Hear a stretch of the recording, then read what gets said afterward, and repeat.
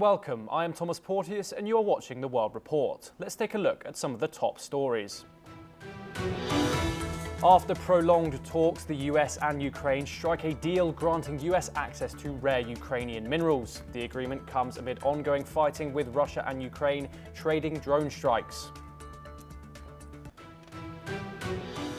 The United States once again sides with Russia in UN resolutions on Ukraine. Washington votes alongside North Korea, Belarus and Russia at the General Assembly on a European drafted measure, condemning Moscow's actions, marking a sharp shift in US foreign policy.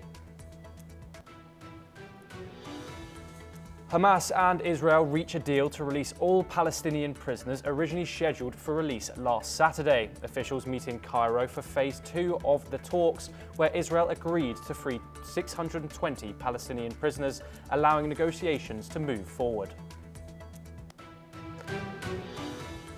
Taiwan deploys forces in response to China's live-fire drills around the self-ruled island. Taipei's defense ministry condemns Beijing's actions after China sends 32 aircraft in a joint combat drill.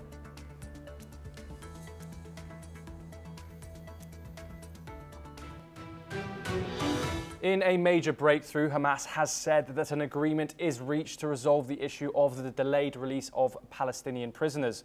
Last Saturday, in the hostage exchange of Phase 1 between Israel and Hamas, 620 Palestinian prisoners were to be released in exchange of the 4 Israeli hostages. The Israeli official who confirmed the deal said the release will be carried out through Egypt. This will ease a deadlock that threatened the ceasefire deal's first phase. Hamas said the deal was made during talks in Cairo between its delegation, led by Khalil al-Hayya, and Egyptian officials. Meanwhile, an Israeli opposition leader said that Egypt should run the Gaza Strip for at least 8 years once the war comes to an end. This will be in exchange of Israel's foreign external debt on Egypt. We are joined in this discussion by Avraham Shalev, lawyer and researcher at Kohelet Policy Forum, located in Jerusalem, and we are also joined by Ali M. Abushbak, independent Palestinian researcher. I wanted to come to you first, Avraham. Israel is looking to extend Phase 1 of the Gaza troops. Although a long deal remains elusive, could you explain why Israel believes extending this initial phase is important and what obstacles stand in the way of a more comprehensive agreement? First, I want to acknowledge that today is an extremely difficult day in Israel. We're bringing to rest the bodies of Shiri Bibas and her 2 young children, Ariel, 4 years old, and Kfir, 10 months old, who were kidnapped by Palestinian terrorists on October 7th and murdered in captivity. And the cruelty of their murder just underscores the fact of Israel's determination that at the end, Hamas will not remain in Gaza, and Gaza will no longer pose a security threat to Israel. So Israel's goal now is to get as many hostages as it can out of Gaza. But ultimately, the war will continue unless Hamas puts down its weapons. Ali M. Abushbak, I wanted to talk about the extension of this truce. Israel aims to extend the initial phase. How do you think Palestinian factions, including Hamas, view this extension? Do you see it as a step towards a lasting peace agreement or as merely a temporary pause? Well, thank you for having me. In fact, there is no doubt about Palestinian, including Hamas and other Palestinian factions. They are agreed to stop the war and not going back to the war. Since the huge loss in Gaza, more than 48,000 of Palestinians have been killed and hundreds of thousands of Palestinians got injured during this war. Most of them, they were civilians. And Hamas, there is a pressure on the Hamas from the Palestinian community and from the people on the ground to stop the war there, since they can't remain to steadfastness during this harsh, this Israeli backlash on the Palestinian. Hamas is not interested to go back to the war, as well as other Palestinian function. First, secondary, that who want, to go back to the war, just only Benjamin Netanyahu and his far right wing, Ben Gvir and Smotrich, who doesn't accept the ceasefire in Gaza for their personal purpose and for personal benefit for them. In fact, Benjamin Netanyahu is trying to buy the time, and he is trying to make the far right wing satisfied from his policy. And here is that USA. That the USA Middle East envoy, he confirmed that the negotiation and the ceasefire deal is remain on the track, and he's so optimistic about the negotiation and the ceasefire. Why there is Benjamin Netanyahu, he doesn't want to move forward second phase of the negotiation, which everyone consider it as a most difficult point and phase in the negotiation between Hamas and Israel, because of Benjamin Netanyahu. And during the ceasefire, they are confirmed that it should be Hamas erased. But unfortunately, after 15 months of the war and continuous fighting on the ground, Hamas, it seems that it's still intact, and Hamas is still controlling Gaza, which no one can accept it from Israeli side, and even Arab nation. And there is next month there's Arab summit who will take who will take some action on the ground to save the Palestinian and to save. To counter the Donald Trump plan about displacement the Palestinian for the restructured in Gaza. Avraham, I wanted to talk about a very recent update. A Hamas-allied group has announced plans to release the body of Israeli hostage Ohad Yahalomi. How significant is this gesture to Israeli authorities, given the circumstances of the previous humiliating handover that have happened previously in these negotiations? Will this pave the way for further dialogue? Again, Israel's goal now is to get as many hostage bodies and living hostages out of Gaza, and at the same time, it will not accept the situation in which Hamas continues to rule the Gaza Strip at the end of the war. So we have a certain contradiction or tension between these two goals. Israel has demanded, after seeing the humiliating ceremonies in which the previous hostages were released, even ceremonies in which the bodies of children were handed over, humiliating against international law. It has demanded that these not continue. In the last ceremony on Saturday, Hamas brought 2 hostages who would not be freed to mock them, showing that they will not be freed in this round. So Israel is again trying to extend this current stage of the ceasefire, but ultimately the question is Hamas ready to lay down its weapons to give up rule over Gaza? And if not, then the war will be renewed. Ali Bushback, I want to come back to this update that has just come forth in the past hour. The release of the body of Ohad Yahalomi. In your view, what motivated this decision, and how might it affect broader negotiations with Israel? Well, Palestinian resistance, they committed for their obligation for the ceasefire. They didn't violate it at all.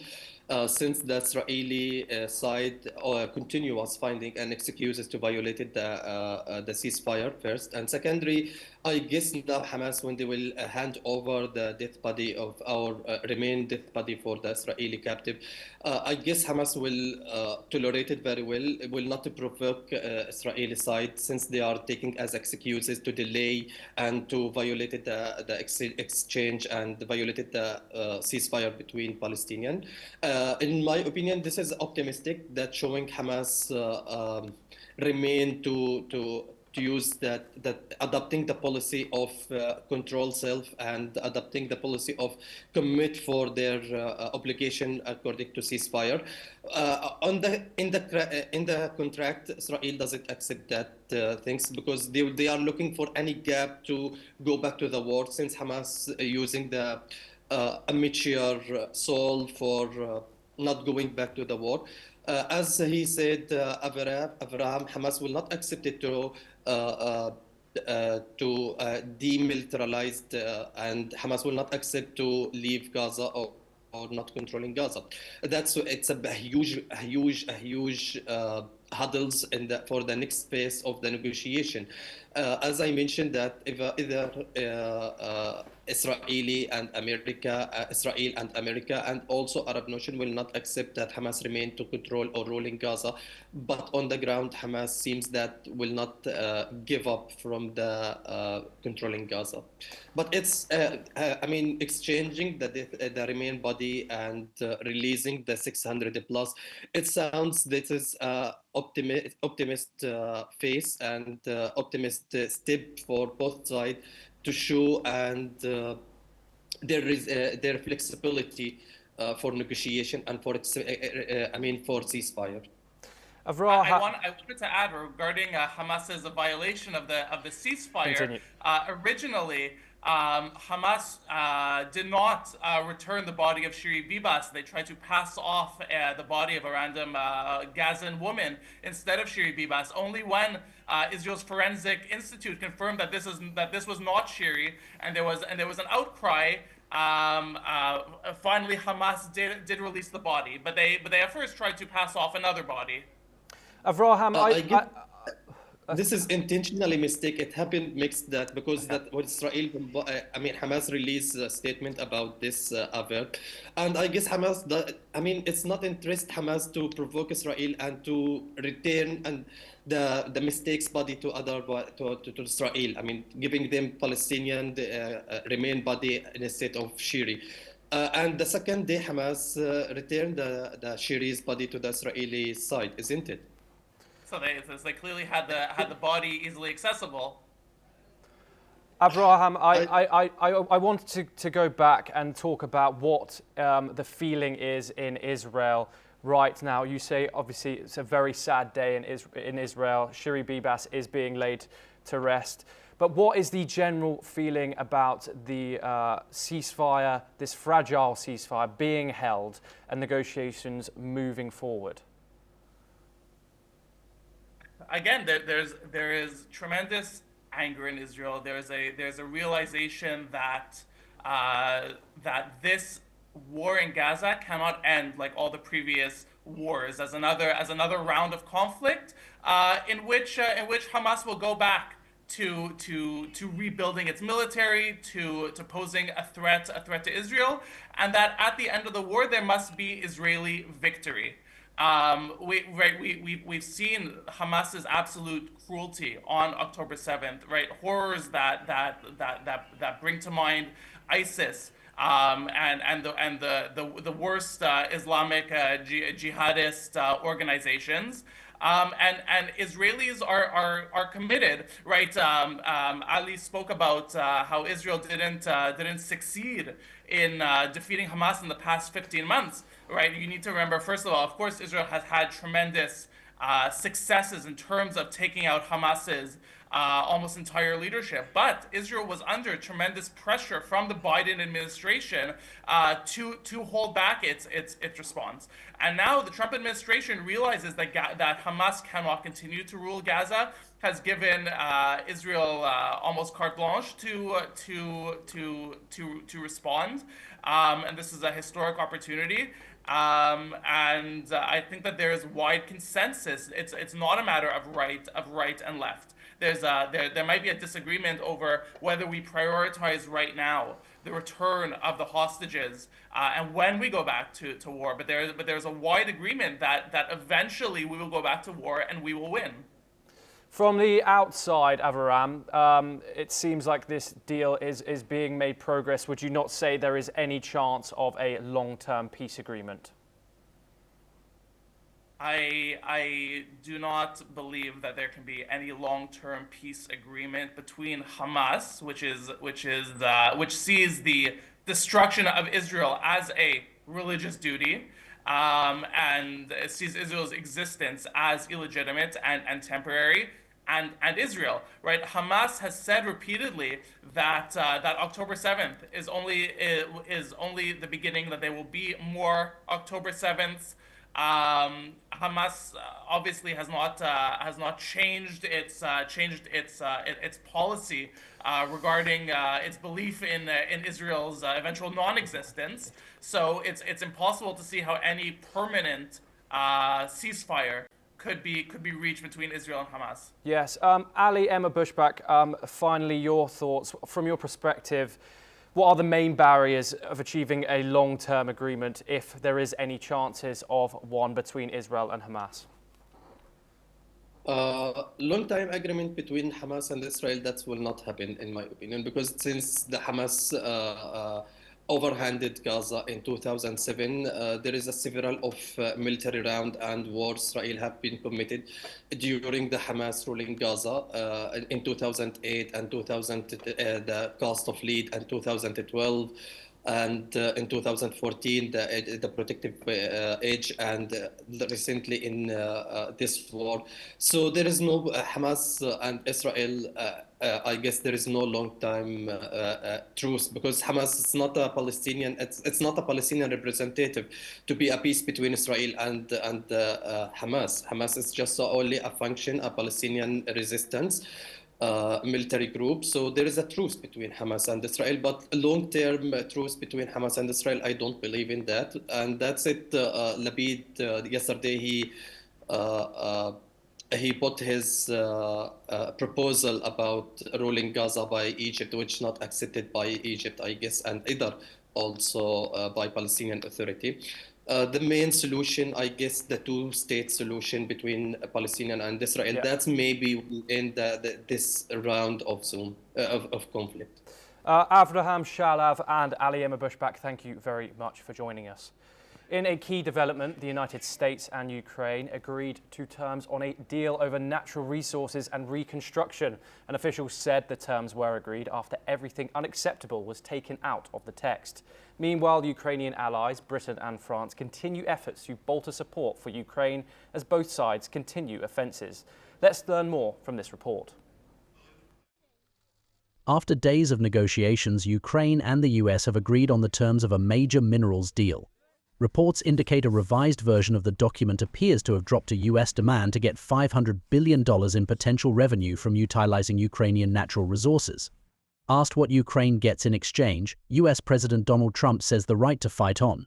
However, an official said the deal does not specify any US security. Trump has also expressed his wants for Russian minerals. I'd like to buy minerals on Russian land too, if we can. The rare earth. They have very good rare earth also. They both do, I would say that, and oil and gas. Look, it's a great thing. If we sell this, it's great for Russia too. Following the announcement, Trump suggests that his Ukrainian counterpart Volodymyr Zelensky will travel to Washington, D.C. on Friday to sign the agreement. Meanwhile, British Prime Minister Keir Starmer and French President Emmanuel Macron welcomed Trump's leadership in working towards a durable peace in Ukraine over a phone call. Starmer also mentioned bolstering support for Ukraine. And I am hosting a number of countries at the weekend for us to continue to discuss how we go forward together as allies in light of the situation that we face. From the battleground, Russia launched a drone strike on Kyiv, injuring at least one. Subsequently, Russian defense units said a total of 128 Ukrainian drones were downed over the Russian territory in an overnight attack that damaged several houses. Bureau Report, NewsX. Now let's take a look at some news stories from across the Indo-Pacific region. A shallow 6.1 magnitude earthquake has hit near the Indonesian island of Sulawesi. No damage or casualties have been reported so far. The tremor struck at 6:55 a.m. local time at a depth of 10 kilometers, with its epicenter located offshore North Sulawesi province. Chinese state media has called on the Philippines to remove the United States missile. The Typhoon intermediate range missile is currently positioned in the South China Sea. The media stated that the Philippines has repeatedly broken its promises by deploying the missile system.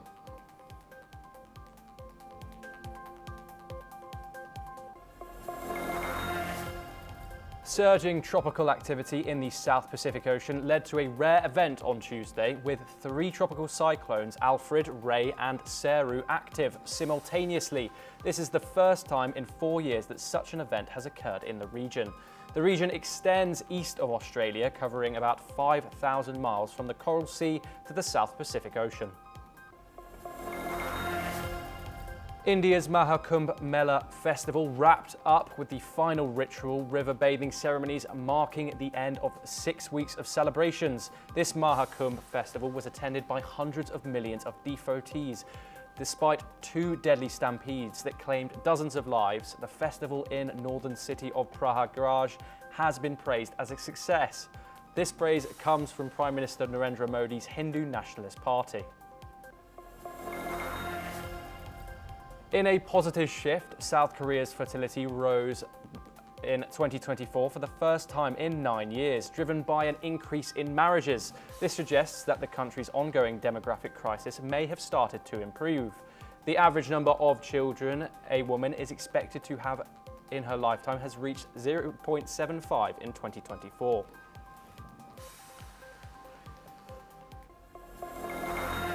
South Korea's former president Yoon Suk Yeol faces final impeachment proceedings over his martial law declaration. His defense argues it was within his constitutional powers. Yoon is also jailed on insurrection charges, and polls show strong public support for his removal, with a verdict expected soon. South Korea's ousted President Yoon Suk Yeol will make a closing statement in his impeachment trial before 8 judges on Tuesday, with a verdict expected in mid-March. The trial centers on his short-lived martial law declaration in December, and if upheld, he will be removed from office, forcing a presidential election within 60 days. Much of the impeachment trial focused on whether Yoon violated the Constitution by declaring martial law without proper justification, as it is typically reserved for national emergencies or wartime. Yoon argues he did not intend to impose full military rule and only sought to address opposition abuse. However, Parliament claims his judgment was compromised, and if reinstated, he could repeat such actions. Yoon is also facing criminal charges related to the martial law declaration. Bureau Report NewsX. Now let's take a look at some news from across North America. The White House announced it will decide which news outlets can cover President Trump. Officials claim the move is meant to modernize press access, but critics argue it threatens press freedom. Traditional media organizations that have historically covered the White House will be rotated in and out, but the administration will have the final say over access. Supporters of the First Amendment of the United States Constitution warn this could allow for exclusion of critical voices. The Federal Aviation Administration has announced a deal with SpaceX's Starlink to modernize airspace management. The agreement aims to improve real-time flight tracking and communication, particularly in remote areas. Critics worry about conflicts of interest given Elon Musk's influence in the private space and aviation industries. The FAA insists the move will enhance safety and efficiency, but lawmakers are calling for greater oversight of the deal. U.S. Defense Secretary Pete Hegseth reviewed security and housing conditions. U.S. officials claim the transfer helped ease overcrowding at border facilities, but some lawmakers oppose the policy, warning it could violate international human rights agreements. Doug O'Donnell, the acting head of the IRS, has announced his retirement amid ongoing budget reductions. The IRS has faced significant funding cuts leading to layoffs and reduced enforcement efforts. O'Donnell's departure follows increased political scrutiny of the agency's handling of tax audits and refunds. The Treasury Department has yet to announce a replacement. Experts warn that ongoing cuts could weaken tax enforcement and delay services for taxpayers. Mexico has formally asked the US to extradite Ismael El Mayo Zambada, a top figure in the Sinaloa cartel. Zambada, wanted in Mexico for drug trafficking and organized crime, has been in US custody since 2024. The US has not responded to the request. Zambada's cartel was once led by Joaquin El Chapo Guzman, and his return to Mexico could impact cartel dynamics. Some experts believe the US may refuse the request, fearing instability if Zambada is sent back. Armed gangs launched a major attack in Haiti's capital, targeting the Delmas 30 neighborhood. Reports indicate dozens have been killed or injured as gang members stormed homes and businesses. Thousands have fled the area, worsening Haiti's displacement crisis. The attack is part of a larger wave of gang violence threat that has overwhelmed police forces. The government has called for international intervention, but responses have been slow. Residents fear further violence as gangs expand their control over Port-au-Prince. And that is all we have time for. We will continue to bring you more news updates from across the world.